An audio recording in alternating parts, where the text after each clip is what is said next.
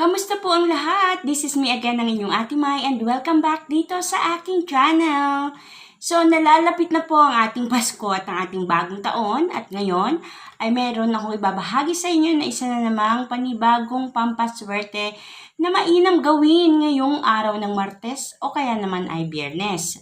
So, ito po ay pwede nyo gawin anumang oras sa mga araw na yan, ngunit kung ito po ay magagawa nyo sa umaga, ay mas mabuti po kasi sa umaga, mas maganda itong gawin kasi na-attract natin yung positibong enerhiya. Maaga pa lang ay nakaka-attract na tayo ng swerte. Lahat po ng mga ibinabahagi ko sa inyong kaalaman, pampaswerte o ritual, ito po ay magsisilbing gabay sa inyong pangaraw-araw na buhay. Upang maging epektibo po ito, kailangan ibigay natin palagi ang 100% ng ating paniniwala upang magkaroon agad ito ng mabilisang resulta. At ito na, wag na po nating patagalin pa. Ano po ba itong pampaswerte na ituturo ko sa inyo? Alam nyo ba, napakainam nitong isabit dyan sa inyong likod ng pintuan o kaya naman kung kayo po ay may negosyo, pwede nyo pong isabit yan sa place ng inyong pinagnenegosyohan. Kung yan man ay tindahan, diyan po sa likod ng inyong pintuan ng tindahan. At pwede din naman na ilagay natin ito sa wallet. Kung ayaw nyong isabit, pwedeng ilagay po ito sa wallet. Magsisilbing pampaswerte po sa inyong wallet. Ano po ba ang mga kakailanganin natin dito sa ating pampaswerte na gagawin? Ayan, unang-una maghahanda po kayo ng syempre lalagyan. Kasi isasabit natin to, kailangan natin ng isang pulang lalagyan. Kung meron po kayong ganito, ay okay na okay po kasi easy na mailalagay natin dito ang mga pampaswerte na ating ilalagay. Ngunit kung wala po kayo nito, pwede naman po na pulang tela, ayan, maliit na pulang tela at doon natin ilalagay ang mga pampaswerte na ilalagay natin. At iyon din po ay inyong tatahiin. Gamit din po ang pulang sinulid. So, ang mga kakailanganin po natin ay, ito po, unang-una mga kailangan po tayo ng isang dahon ng laurel. Make sure naman yung dahon ng laurel nyo ay hindi gutay-gutay. Ayan, ito ay buo. Isang piraso lang po ang ating kakailanganin at maghahanda din po tayo ng isang coin. Okay po, gamitin ang coin na galing sa ibang bansa or kung kayo ay nasa ibang bansa, pwede nyong gamitin ang barya nyo diyan na ginagamit. At kung dito sa Pilipinas, pwede din naman ang piso o kaya naman ay 5 piso, 10 piso, wala pong problema. So, mangangailangan po tayo ng isang coin. So, suggest ko rin po, kung diyan po sa lugar nyo ay umuulan, mainam po na ito pong coin na ito ay ibababad nyo po sa tubig ulan. So, ito naman po ay pwedeng ibabad sa tubig ulan, ngunit kung wala pong ulan dyan sa inyong lugar, pwede namang hindi po ito ibabad. Pwede nyong gamitin na ganito lang. So, kapag ibinabad nyo po ito sa tubig ulan, mga 5 minuto lang po ito. At ito po ay hahayaan nyo ring matuyo. Huwag nyo pong pupunasan. Once na ito po ay ibinabad nyo sa tubig ng ulan. At ang susunod na ating kakailanganin ay ang ating napakaswerteng rosemary leaves. Ayan, ito po ay dry. So, kung meron po kayong fresh diyan sa inyong tahanan, kung meron kayong tanim ng rosemary dyan, pwede pong kumuha kayo ng mga ilang piraso po ng dahon yan. At iyan po ay ilalagay natin dito sa ating pampaswerte na gagawin. At ang kahuli-hulihan, maghahanda po tayo ng asin. Ayan, napakakunting asin lang po ang ating gagamitin dito sa pampaswerte na ito. At syempre, nakalimutan ko rin sabihin sa inyo kanina, maganda po kayo ng panulat. Mas mainam po na ang gagamitin natin panulat ay kulay pula. So, pwede po ang marker, pwede din naman ang ballpen na kulay pula. So, kung wala po kayong kulay pula dyan, pwede naman pong gamitin ang green o kaya naman ay black. Pero, syempre, napakaswerte po ng kulay pula. So, kung ito po ang gagamitin natin na kulay ng ballpen, ay napakabuti po para sa ating paggagawa ng mga pampaswerte na ito. So, ang pamamaraan po kung paano natin gagawin. Una, kukuhanin nyo po muna itong dahon ng laurel. Ayan. So, gamit po ang pulang panulat, isusulat nyo po dito sa dahon ng laurel ang inyong mga kahilingan. So, pwede nyo pong isulat dito, kahit ano man yung kahilingan nyo para sa iyo, para sa trabaho mo, para sa negosyo mo, para sa pamilya mo, sa mga anak mo. So, depende sa kahilingan na isusulat mo dito. At iiwasan po natin na kapag tayo ay magsusulat ng ating mga kahilingan, ay maglalagay po tayo ng salitang sana. So, kailangan maging direct po tayo sa lahat ng ating paghiling. At isulat po natin yung talagang napifeel natin na gusto nating hilingin. So, kahit ilan pong kahilingan ang isulat nyo po dito sa dahon ng laurel, ayan, hanggang sa pababa, yun po ang inyong isusulat. At ngayon ay umpisahan na po natin ang ating pampaswerte na gagawin. Napaka-easy lang po. Alam kong ito yung magagawa nyo agad-agad diyan sa inyong tahanan, no? So, kuhanin nyo po itong inyong paglalagyan at ilagay po muna natin ang dahon ng laurel na merong sulat ng inyong mga kahilingan.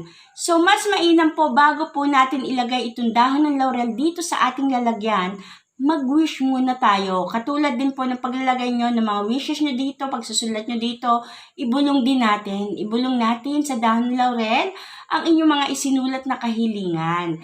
Ayan, pwede po kayong magdasal muna, depende po sa gusto nyo, or pwede naman directly ay ibulong nyo po dito sa dahon ng laurel ang inyong mga kahilingan bago po natin ito ilagay dito sa loob ng inyong paglalagyan. So, katulad ng ginagawa ko, inilagay ko na po dito ang dahon ng laurel at ang susunod nating ilalagay ay ang ating barya. So, kung ito ay ibinabad mo sa tubig ulan, napakaganda po niyan. Pero kung hindi mo naman ito maibababad dahil wala namang ulan diyan sa iyong lugar, ay pwede din naman. Pwede nyong gamitin as it is. Ganito lang po. Ilalagay po natin yan dito sa loob ng ating paglalagyan.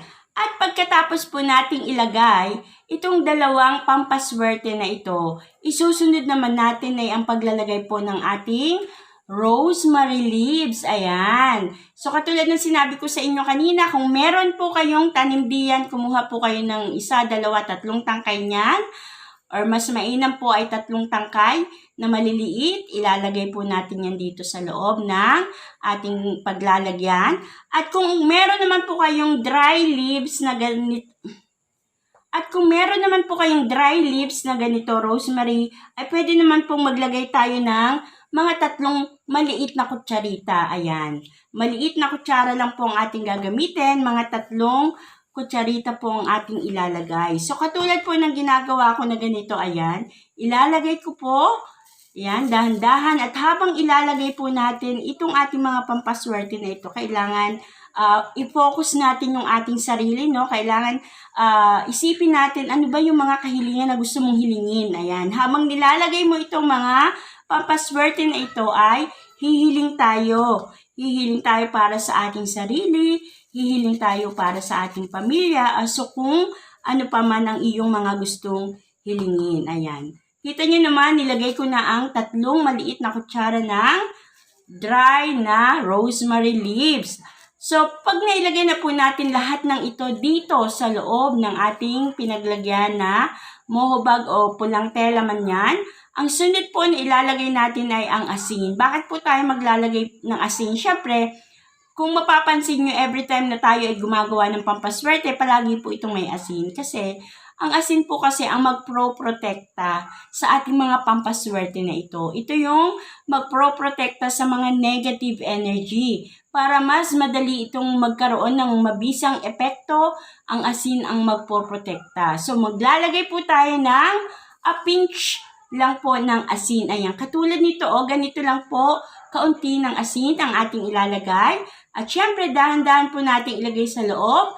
At pwede din natin hilingin habang ilalagay natin itong asin na pro-protektahan itong asin na ito ang lahat ng mga pampaswerte na inilagay ko dito sa loob upang mas makapagdulot sa akin ng maraming swerte. Hindi lang ngayong December, para din sa susunod na taon na 2021. So, ito lang po ang napakasimpleng pampaswerte na gusto ko pong ibahagi sa inyo. Isara natin yan.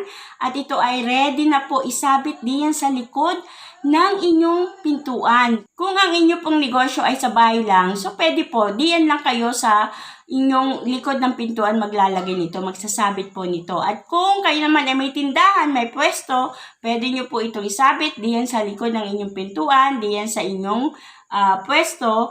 At syempre, kung ayaw nyo namang isabit, ay pwede din po natin itong ilagay sa inyong wallet. Ayan. Para kahit saan man ikaw ay pumunta, ay dala-dala mo itong pampaswerte natin na ito. At kung itatanong nyo po naman kung kailan po ba ito papalitan, so isinasuggest ko po sa inyo, huwag nyo na po muna itong palitan hanggang sa sumapit po ang New Year. So kung napipil nyo na gusto nyong palitan ito, pwede nyo po itong palitan sa buwan na po ng January. Sa pagsapit ng January ay pwede po tayong magpalit ng ating mga pampaswerte na ginawa nitong taong ito, nitong 2020. Kasi since i-welcome natin ang 2021, kailangan lahat ay bago. So lahat ng mga pampaswerte natin na luma na, pwede po nating i-dispose lahat ng yan. At syempre, gumawa po tayo ng mga bagong pampaswerte. Yan naman po ay kung napipil nyo na gusto nyo pong palitan. Kung ayaw nyo naman pong palitan, depende po sa inyo, pwede naman po yun. Pero mas mainam na tayo ay nagpapalit ng ating mga pampaswerte. Ayan. I hope naman ay makatulong po ito sa inyo kung sakaling gagawin nyo po ito diyan sa inyong tahanan. Yan, makapagdulot ng swerte sa inyo. At talaga namang maidulot din kung ano man yung mga hilingin nyo dito sa ating mga pampaswerte na inilagay dito sa maliit na red bag. At bago po ako magtapos dito sa aking ibinahaging panibagong pampaswerte sa inyo, ay gusto ko muna magpasalamat sa ating mga kaibigan na palaging nanonood. Ayan, mag-shoutout muna ako. Sinashoutout ko po sina Maris Picayno. Hello po sa inyo dyan. And si Maria Teresa Santos, Deraline Paran, kamusta po? And sinashoutout ko rin si Evelyn Capuras from Cavite. Hello po sa inyo dyan, sa mga taga Cavite. Si Carmen Flores, ayan. And syempre, kamusta rin kay Larry Panarigan. Ayan, thank you so much po sa inyong palaging panonood. Kay Raquel Gangano, ayan. And si Leia Salvador, Beng Ramirez, at ang kahuli-hulihan po ay si Wilma Aguirre. Maraming salamat po sa inyong lahat. Nalalapit na po ang Pasko. Ngayon pa lang ay binabati ko po kayo ng advance Merry Christmas sa inyong lahat at naway ma-celebrate po natin ang Pasko ng malulahati, masaya kasama ang ating mga pamilya sa kabila ng mga nangyayari sa atin nitong mga taong 2020 ay malampasan natin itong lahat ng ito. At syempre, kailangan na pray po tayo. Ipag-pray po natin lahat ng mga maganda o masamang nangyari sa buhay natin itong taong 2020 na ito at ipag-pray natin na sa pagsapit ng 2021 ay mas maraming biyaya, mas maraming oportunidad ang dumating sa buhay natin. Yun po ang lagi nating i-claim araw-araw para iyon po yung attract natin, iyon po yung mangyari sa atin. So, I hope naman po ay magkita-kita po tayong muli hanggang sa mga susunod kong video. Kung nagustuhan niyo po ang aking video, please don't forget to give me a like. And mag-iingat po ang lahat. God bless everyone. Bye-bye po.